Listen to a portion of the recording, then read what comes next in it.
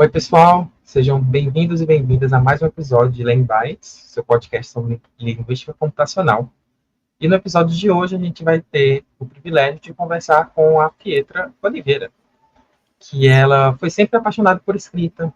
Pietra começou no mundo das letras muito jovem. Foi durante a faculdade que ela teve contato, e a faculdade ainda está em andamento, né?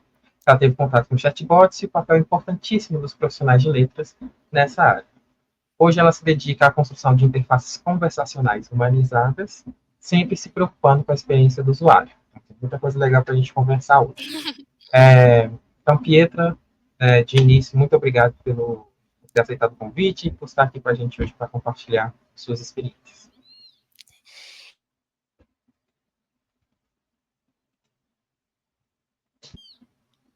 Bom, primeiro, oi para todo mundo, agradeço pela oportunidade de poder estar aqui, pelo convite, de poder compartilhar um pouquinho dessa vida um pouco doida que é trabalhar com o chatbot, enfim, mas que é muito bom. Que ótimo, estamos aqui para aprender com você. Então, como é de costume, como já é usual aqui no podcast, a gente começa com uma pergunta aleatória. E a sua pergunta é: se dinheiro não fosse um problema, qual item material você gostaria de comprar? Ai, gente, eu vou pro tradicional uma casa. Eu comprar Tá uma casa ótimo. sempre bom, é sempre importante. Então eu iria com essa. Se for uma coisa menorzinha, um MacBook, assim, da vida, entendeu? Um computador. Não sou muito criativa, não. Vou pelo tradicional mesmo. Ou pode ser um MacBook dentro de uma casa sua. De preferência, entendeu? Um presente dentro do presente, pra mim já é perfeito, tá ótimo. Ainda mais que os preços de casa estão absurdos. Seria E o ótimo. do MacBook mais ainda, tá? Às vezes tá mais barato comprar a casa do que ele. Então, assim, não sei qual que é o sonho mais caro aqui. Então, Verdade, mas verdade. tá bom. Teremos, em algum momento. Vai chegar lá. Estamos trabalhando para isso. Então vamos partir já para as conversas sobre sua jornada, suas experiências. A primeira delas é que você ainda está na graduação, tá fazendo a graduação em Sim. letras na universidade. Eu queria saber como é que foi essa caminhada na letras até você descobrir a interface da linguística e a tecnologia. Bom, eu acho que como todo mundo que acaba caindo em letras, sempre tem a conversa do eu amo ler. Então, engraçado que quando eu era criança eu não gostava de ler, mas tinha uma coisa que me chamava, eu ficava muito chateada que eu não conseguia, que eu não gostava, e eu queria, eu forçava. Aí o tradicional, eu comecei a ler com Harry Potter, aí eu comecei a escrever com fanfic, e aí eu sonhava ser jornalista por muito tempo. Na época eu nem sabia que eu poderia, eu faço letras bacharelado e na época eu achava que só tinha licenciatura e eu não queria ser professora e eu não entendia ao certo. Me aventurei em querer fazer psicologia, comecei direito, até o momento em que eu encontrei o curso, passou-se algum tempo, eu comecei a faculdade, eu formei cedo no ensino médio, mas eu comecei a faculdade de letras mais tarde, porque eu comecei, né, outra e parei no meio do caminho. E aí, quando eu encontrei o Letras Bacharelado, foi na pandemia. Durante a pandemia, eu voltei a escrever, eu comecei a participar de um grupo de autores, de um grupo que a gente criou para poder ajudar autores independentes com suas artes, com capas, enfim, revisões. E aí eu fui entrando naquele mundo e fui me apaixonando de novo pelo mundo editorial. Então, eu entrei na faculdade de Letras Bacharelado para entrar no mundo editorial, para poder ser editora. E foi assim, aleatoriamente procurando um estágio, eu encontrei um estágio com chatbot. E aí foi aquele primeiro interesse de ficção científica, entendeu? Eu gosto muito de ficção científica, e aí era assim, trabalhar com robô, era tudo que eu sabia da área. Eu vou trabalhar com robô, ensinando o robô a falar alguma coisa, pra mim tá ótimo. E aí, quando eu entrei, que eu descobri que não é bem assim, né? Que é um pouquinho mais complexo que isso. Fiz um pouco de tudo, de criar, de treinar a inteligência artificial, de criar o fluxo completo, de colocar ele na ferramenta, de criar o fluxo em si. Então, fiz um pouquinho de tudo e aí eu falei assim, ok, continuo amando o mundo editorial, mas é isso aqui que eu quero fazer. E aí eu descobri o mundo do design conversacional, que batia muito com o que eu já queria, da escrita, mas de uma forma agora diferente. E na época que eu comecei, ainda não, a gente não tinha tanto essa divisão do UX. writing para chatbot, para o design conversacional em si, era uma área assim, a área de chatbot teve um boom na pandemia, né? Foi meio inesperado e aí as coisas aconteceram, foram meio que atropelando. E aí agora que a gente está tendo bem mais firme essa área de design. E aí eu falei assim, ok, é isso aqui que eu quero fazer, é isso aqui que eu quero seguir. Então foi meio assim, às vezes ao acaso, e quando eu olhei, eu falei assim, essa é a área que eu quero trabalhar.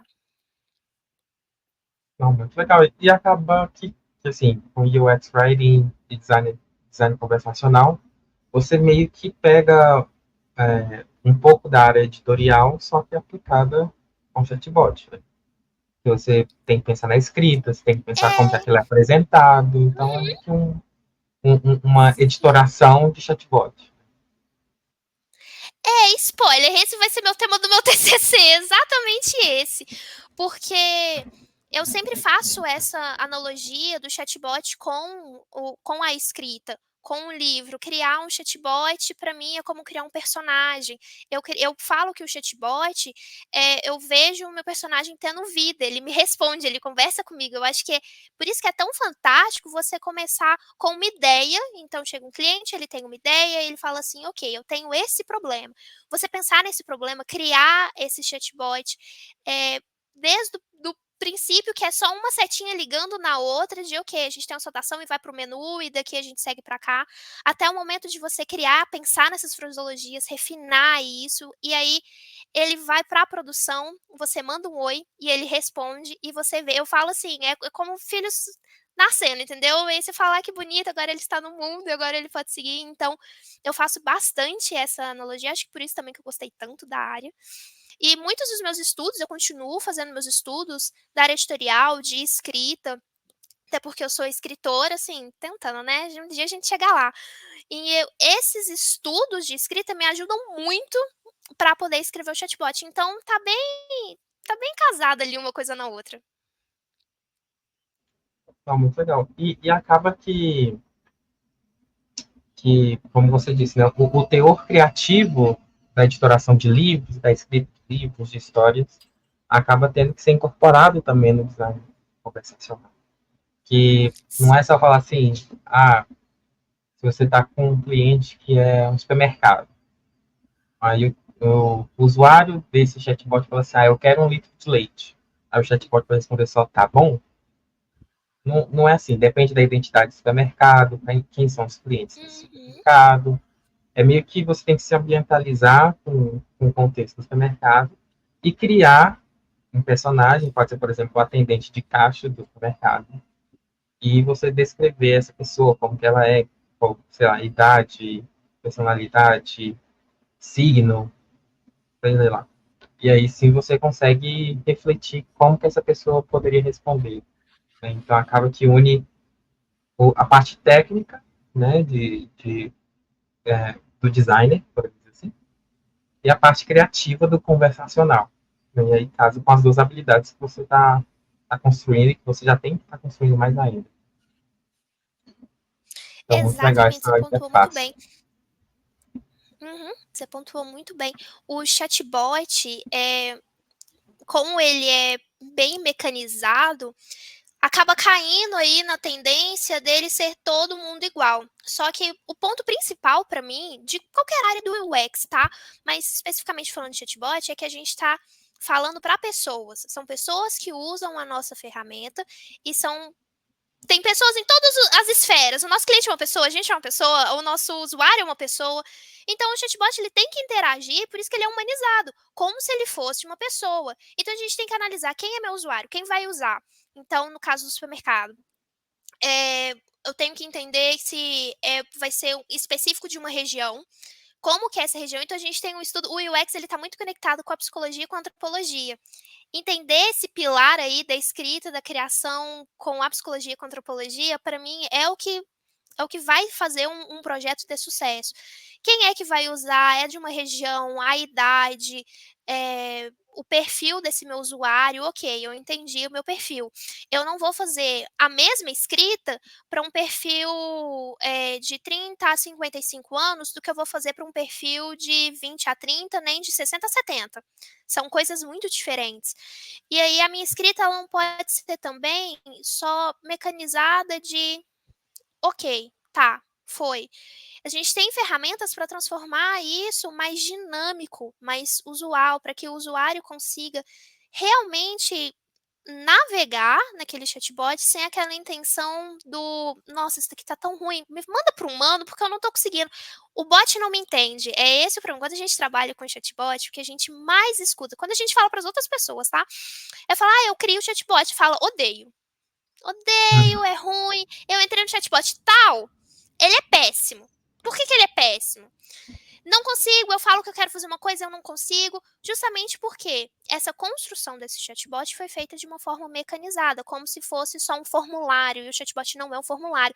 Ele tem essa identidade, essa persona. E o chatbot, ele sempre vai ter a persona. O problema é se ele vai ter a persona que você criou ou não.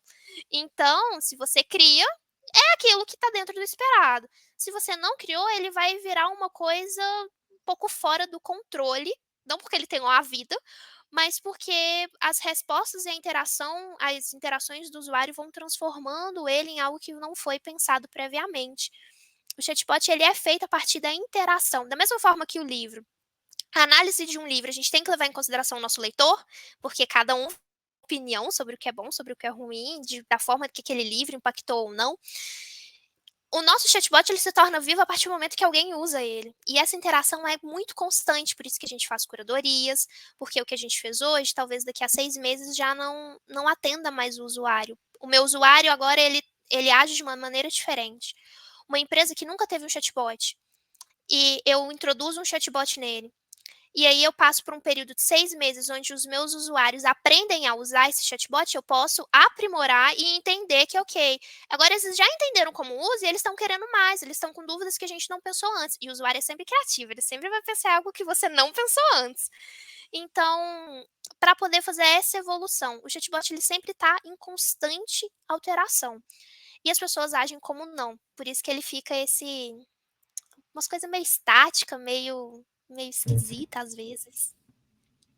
Acho que você já começou a falar disso, assim, mas vamos aprofundar um pouco. Acho que o pessoal aqui que está assistindo vai ficar interessado. É que você, como você tem falado aí, você já lidou com fluxos conversacionais de diversas esferas e objetivos. E aí, como é que você lida para adaptar a linguagem para atender as diferentes necessidades de um cliente? Pelo que você falou, você faz uma listagem de características, faz uma etnografia, né? Mas a partir daí, como que isso funciona? Olha, a partir daí vai tendo um pouco do feeling também. A gente tem que ter um pouquinho disso, da vivência, do aprendizado. Jogar aquele tanto de estudo que a gente faz, porque a gente faz um monte de curso, um monte de coisa. Sentar e pensar assim, tá, como que o meu bot, aí eu vou criar essa persona do meu bot, como é que ele conversaria com essa pessoa? Tem algumas coisas que são muito interessantes, por exemplo, eu fiz um chatbot que era para uma empresa do Sul, e aí eles falando assim, não coloca EI, aqui a gente não fala EI, E como é olá cumprimento? ou oi, Ah, como cumprimento. Ele falou, não é costume da gente colocar EI por aqui, o que, por exemplo, para mim aqui de Minas, a gente fala EI o tempo todo. Então, isso também vai tendo essa parte também da curiosidade de entender as pessoas, de aprimorar esse conhecimento, de estar sempre atento. Um UX, ele tem que ser UX em todos os momentos da sua vida. Ele tem que ver essa experiência em todos os momentos e numa conversa simples, num momento simples, num filme, num jogo, entender um pouquinho como que as pessoas funcionam, como essa mecânica funciona e introduzir. Óbvio, também é muito importante colocar que nenhum processo de escrita a gente faz tá pronto da primeira vez, tá? A escrita a gente faz o primeiro rascunho, depois a gente refina, depois a gente apaga tudo, reescreve e a gente vai testando isso também. Então a gente monta todo esse fluxo e a gente vai voltando e vai vendo e vai fazendo esse processo de refinamento.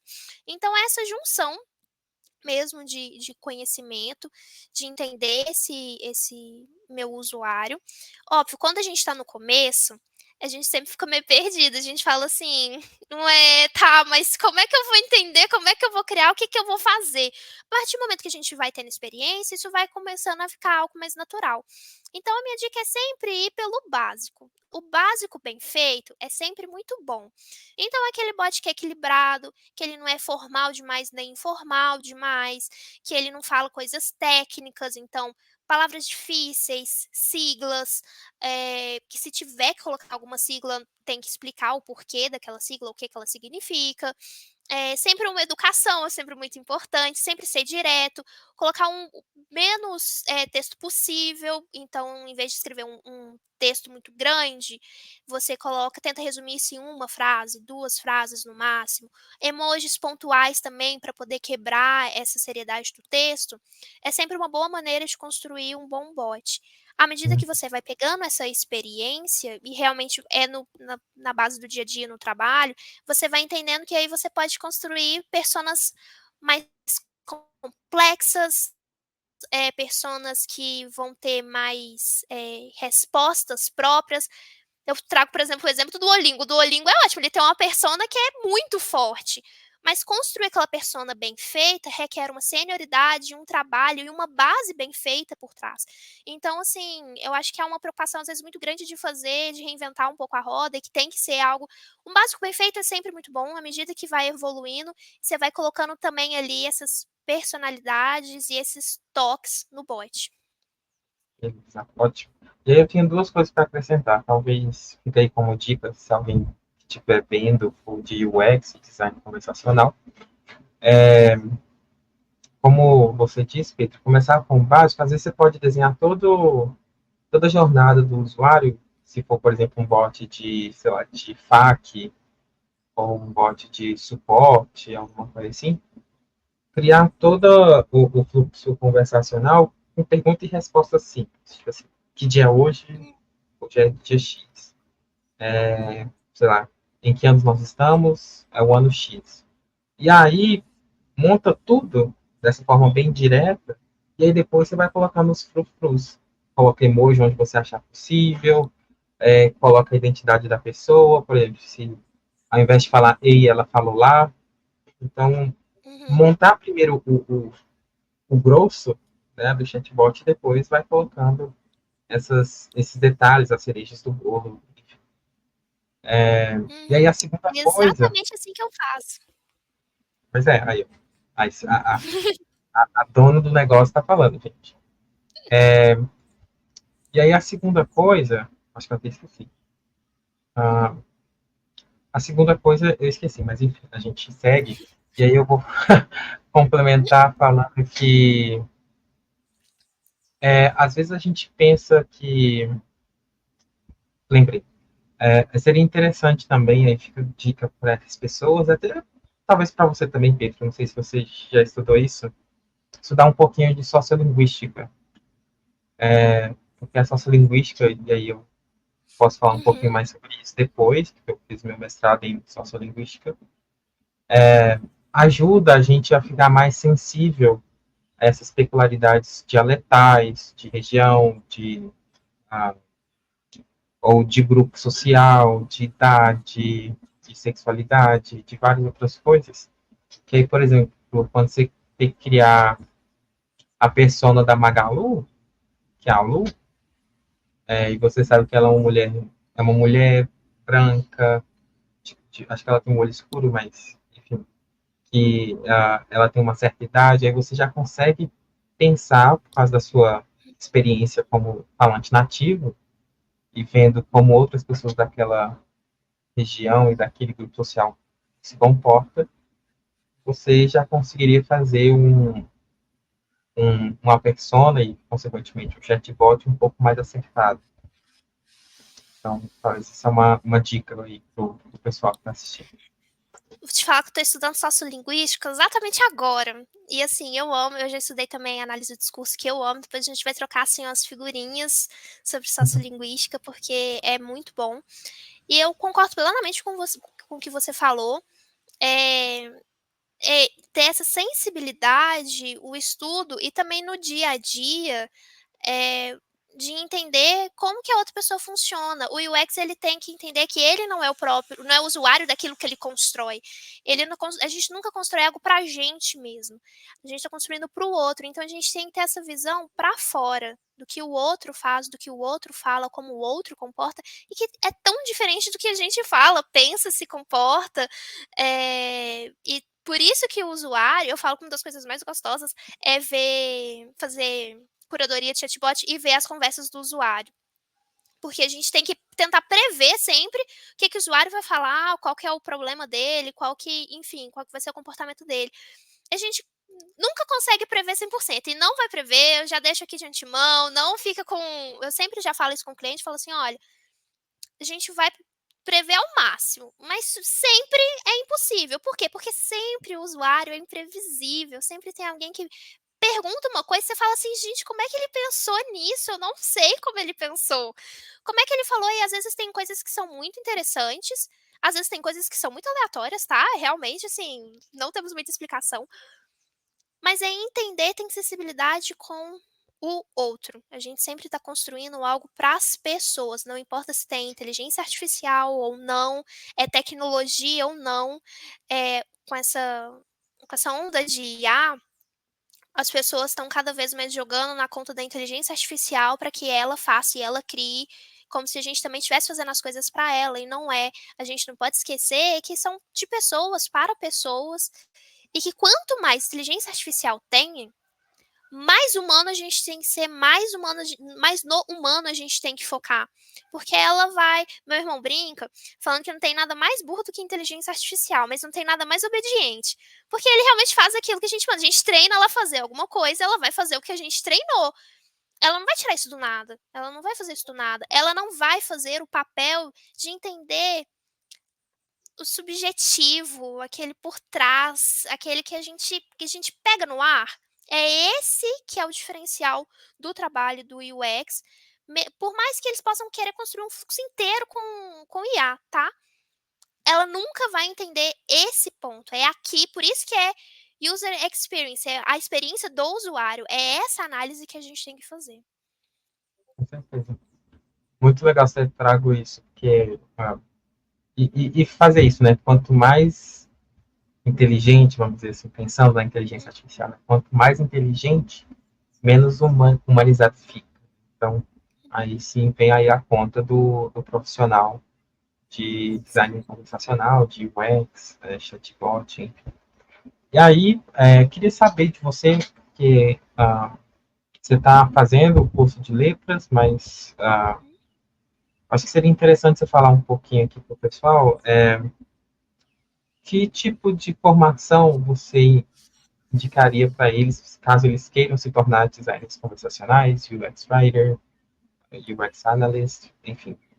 Né? Provavelmente você deve falar de letras, mas assim, pode falar de letras, obviamente, mas Uhum. o que mais além No disso? Porque geral. o Uhum. curso de letras não tem, né, uma disciplina sobre isso. Não, não, ainda não temos, mas deveria ter, tá? O curso de letras, ele te dá uma base para você entender, não só, vamos falar assim, do português, arroz com feijão ali, a parte análise sintática, morfologia. O que o profissional de UX não precisa, sou especialista nisso, me dá essa frase aqui, essa oração que eu vou fazer a análise sintática. Não precisa, tá? Mas o curso de letras vai te dar essa base para você entender como funciona a nossa língua, mas também você tem análise do discurso, você vai ter sociolinguística, você vai ter essa parte que é muito importante. Recomendo quem goste, recomendo muito, tá? Principalmente o bacharelado para quem quer trabalhar nessa área. Mas agora, o UX Writing, você vai ter vários cursos e que são sensacionais e incríveis. É importante fazer uma distinção que a gente tem UX Writing, A nossa área que trabalha com chatbot tem um monte de nome, tá? Os mais comuns são o UX Writing e o design conversacional. Mas você vai achar meio pipocado aí de alguns nomes diferentes. Mas a gente tem o UX Writing, que é o tradicional que a gente vê, que escreve site, que faz aplicativos, essa parte, tá? O que eu também já fiz bastante, mas o meu foco é chatbot. E a gente tem os UX Writings para chatbot. Quando for pesquisar, é importante, se for para essa área específica, é importante também fazer esse estudo desses cursos mais direcionados. Mas os cursos de UX Writing já te dá uma ótima base para você poder entender os princípios do UX, que é muito necessário. Eu fiz curso até de UX Design, eu não sou design de fazer esses protótipos de design, mas essas bases a gente consegue usar para um todo. Então, é fazer esses cursos específicos, design conversacional, a gente tem várias escolas agora que estão focando nisso. Você pode Uhum. também achar como conversational design, na versão em inglês, tem cursos lá fora também, um monte, e gratuitos, tá? A gente tem bastante gratuito. Recomendo também seguir, tem várias pessoas incríveis no LinkedIn que oferecem muito conhecimento de graça, isso é muito importante também. Cursos no YouTube. Não necessariamente você precisa fazer a faculdade. Óbvio, a faculdade te dá um diploma superior. Quando às vezes você vai para cargos mais de senioridade, pode ser que seja exigido um curso correlato nessa área, mas não necessariamente eles vão pedir, tem que ser de letras, sabe? Não necessariamente. Então não é uma obrigação. Mas é assim, é estudar, pegar esses cursos, livros que também tem. Eu indico muito pegar os cursos de UX Writing, UX Design, fazer essa adaptação, entendendo que há adaptações para o chatbot. Conversar com as pessoas. Gente, às vezes também é um pouco da cara de pau. Você encontrar uma pessoa no LinkedIn, manda uma mensagem, vamos trocar, dá uma experiência. Também, se alguém quiser me adicionar e mandar mensagem, tá aí aberto, tá? Ficam à vontade. Trocar essa experiência é muito importante. E para entrar no mercado de trabalho, montar um portfólio. A gente volta sempre no assunto do portfólio, né? É importante para as pessoas poderem ver o seu trabalho. Pode não ser tão simples assim entrar no mercado de trabalho, porque é um mercado de trabalho mais nichado. Mas agora, cada vez mais, a gente tem mais empresas que estão procurando esse profissional, porque eles estão entendendo a importância desse profissional. Então, montar um portfólio bacana, fazer os testes mesmo, assim, fazendo um Figma, só um protótipo é importante. Ter essa base de treino. Às vezes eu gosto, assim, eu fazia treinos, às vezes meio nada a ver. Eu tô fazendo um chatbot pro Tony Stark, sabe? Porque eu não conseguia pensar em uma empresa fictícia. Aí eu pegava assim, ok, eu tenho muito específico, eu quero fazer para as indústrias Stark, pronto, essa daqui. E aí eu ia pensando, ia calculando, ia escrevendo. E aí você vai desenvolvendo justamente esse feeling de como fazer esse seu processo criativo e de como desenvolver um bom chatbot. E quando você passar por isso, estude, gente, de todas as maneiras. Estude as reportagens, os livros, os cursos. Também estude fora da casinha, não só de UX. Veja reportagens sobre comportamento, reportagens sobre diferenças regionais de como as pessoas conversam. Leia uma reportagem, veja um vídeo sobre como é a cultura. E assim, pode ser às vezes uns vídeos que aparentemente não tem nada a ver, mas que é só para começar a girar essa rodinha do pensamento, de fazer uma análise. O UX ele tem que pensar fora da caixinha, não dá para ficar só, ok, agora eu falo do oi, agora eu mando um sei lá mais o que, agora eu mandei um menu. Cada chatbot é diferente. Então, exercer esse processo de aprender coisas diferentes para ir criar coisas diferentes. E aí também, se você já criou, você pode perguntar assim, pro seu pai, para sua mãe, para o namorado, colega, qualquer um, de lê isso daqui, vê o que você achou. Há até umas plataformas gratuitas que você pode montar o seu próprio chatbot ali, bem simplesinho, só colocando o texto.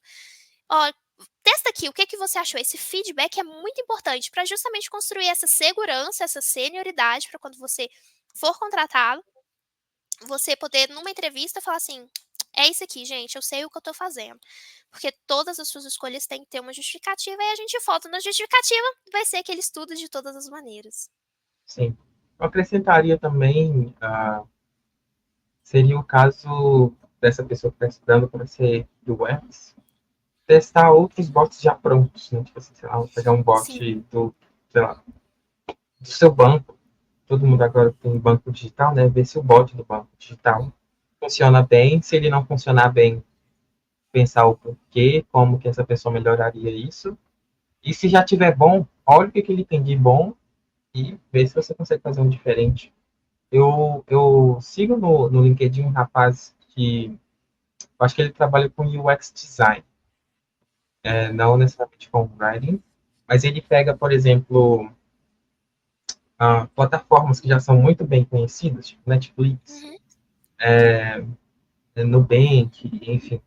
E aí ele coloca um feature a mais, e aí ele faz o design da plataforma deles com esse novo feature, como que ele funcionaria. Uhum. Uhum. Então, talvez a pessoa do UX Writing que está aqui ouvindo a gente, está querendo começar, pode ver isso. Olha, o bot deu erro aqui, como é que eu vou melhorar isso? Aí você faz a sua versão do bot e coloca no portfólio.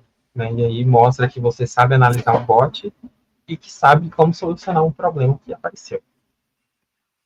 Perfeito, perfeito. E viram tem muita gente que coloca, vira publicação no LinkedIn, também é importante você ser ali ativo no LinkedIn, aí vira publicação no LinkedIn, vira material para o seu portfólio, vira um treino maravilhoso.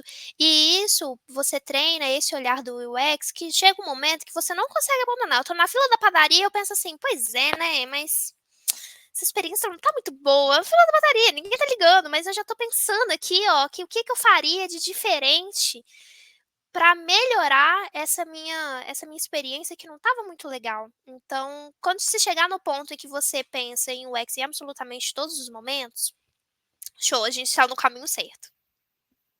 Ótimo. E aí, eu queria saber de você, sabendo de tudo isso que você já fala hoje e que, considerando sua jornada, quais habilidades técnicas você se esforçou para ter, desenvolveu e que considera fundamentais para a posição que você ocupa hoje e que você acha que os ouvintes aqui deveriam saber que é importante esse tipo de profissional ter? É...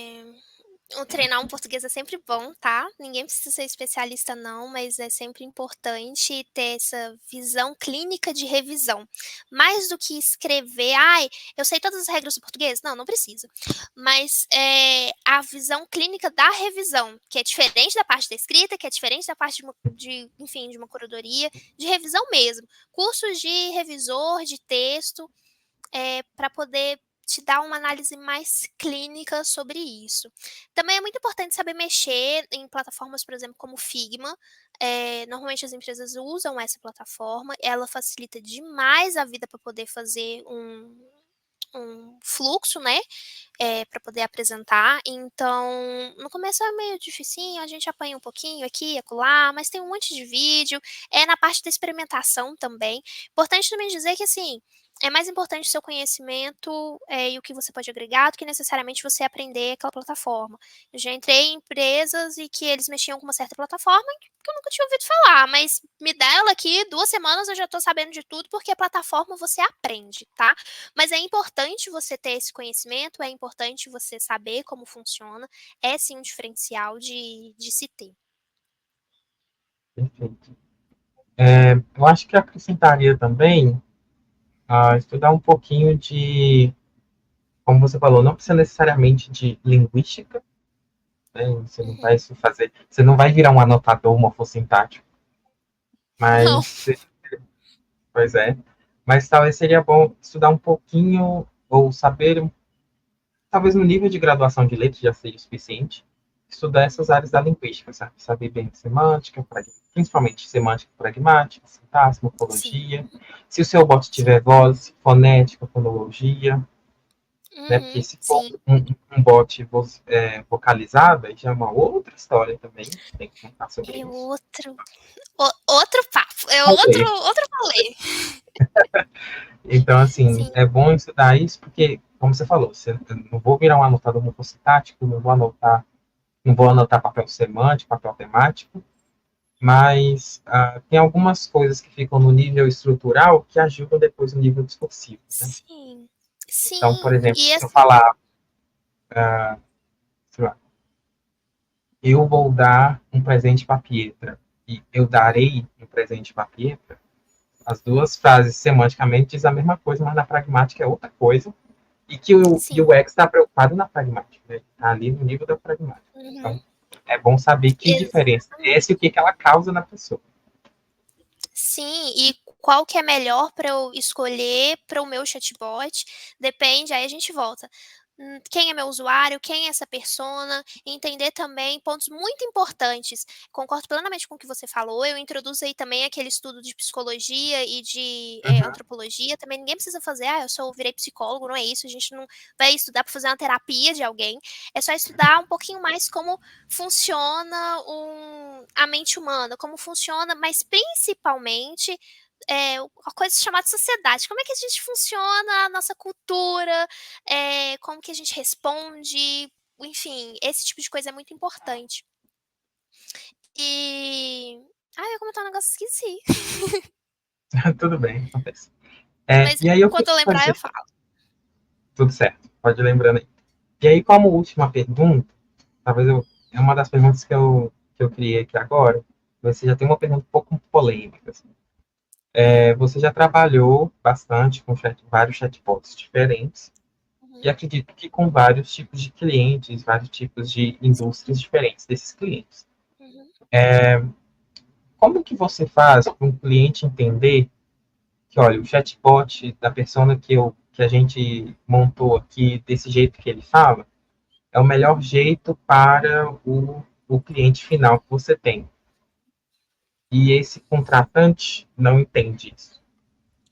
Ele fala assim, não Menina, aí gostou, não é assim, como, como que vocês giram para fazer com que ele entenda isso?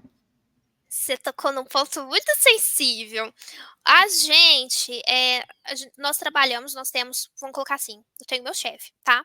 E a gente presta serviço para uma empresa. Então, eu tô entendendo a necessidade da minha empresa, tô entendendo a necessidade do cliente e eu tô entendendo a necessidade do meu usuário. E a gente tá aqui no meio equilibrando todo mundo. Uhum.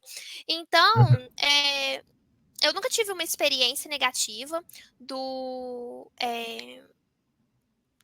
cliente virar e falar assim: não gostei do que você fez. Normalmente o que acontece? Tem muitos clientes que chegam e falam assim: eu não quero um chatbot, eu não gosto do chatbot, tá? Eu tô aqui porque tá aumentando demais o meu fluxo de pessoas, eu não tô conseguindo manter os meus atendentes humanos, e essa aqui é a solução, mas eu não quero isso. E aí a gente tem. Por isso que é importante. Aí você fala assim: ah, Você quer o quê? Uma entendi. planilha? O que é que você quer, né? É, assim, polêmico, tá?